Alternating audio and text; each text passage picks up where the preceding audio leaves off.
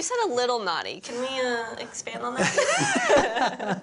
Well, I mean, they explore a little bit of dating with me, you know, a little bit, but not too naughty. It was actually kind of dry. If you want. Dry. Well, can you tell us about the dating? I mean, did you go on a couple dates? I went on a couple of dates, and they were interesting, to say the least. No, I mean, it was fun, but it was, you know, there was a lot of moments where it was like, you know, you have to, the reality of trans women dating is different than cis women dating. And so we kind of delve into that, you know. Were the dates set up, or did you meet these guys? Or on Tinder. Tinder! Maybe that's the problem. All right, so was it, I mean, what was that experience like? Was it your first time on Tinder? It was not. So are you a Tinder pro? I'm not a Tinder pro, but Zachary set up an account for me, and she would just, you know, try to get some dates going. So it was interesting. Got stood up.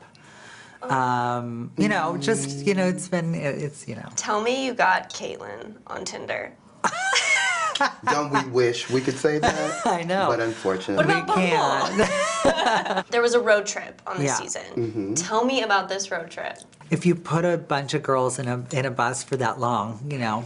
You're bound to get something. Were there some clashes of egos? Well, it wasn't egos. It was all like politics and, you know, stuff like that. And, you know, that were pretty intense at some times. But we all came together. Right. And, you know. And I love that it shows that we agree to disagree.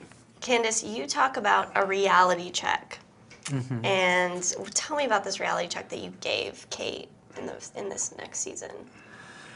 As far as politics? Yeah. Yeah. There's a lot of politics involved right now. Well, I mean, really the reality check is that she's a double minority now, because she's a trans woman and she's a Republican.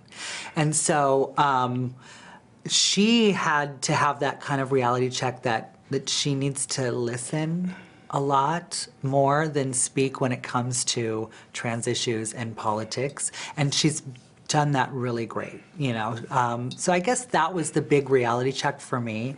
I mean, we really got into it, butted heads on our politics and our policies, and you'll see it. I mean, in episode 1 especially, it starts. Yeah. So she's known to be pretty conservative. Have you seen a shift in her? You know, now being Caitlyn and being a part of a different community? I think the shift that I see is that she's more open to hear other sides. And that's the important thing. Like, I sit and I listen to her side. I might not agree with them, but I listen, you know? And so I think that's the shift that she's making. And the most important thing that I think that we got out of this is that we're all a really diverse world and a really diverse community, and we all have different ways we want to live our life and what our beliefs are. And so I know she's gotten a lot of flack from our own community over these political beliefs, and what I didn't mean to get so heated, but it's good that our community sees us butting heads about certain things and then working it out, coming together, and realizing that, you know, even though we don't agree on things, we're still sisters and we're still friends. For the latest stories, be sure to visit eOnline and download the eOnline app. I actually had a question about the packages. Speaking of packages, yes. You're still cute. You're still cute. It's a lot of makeup. Yeah. Is Taylor Swift giving away her awards to her squad? This is so true.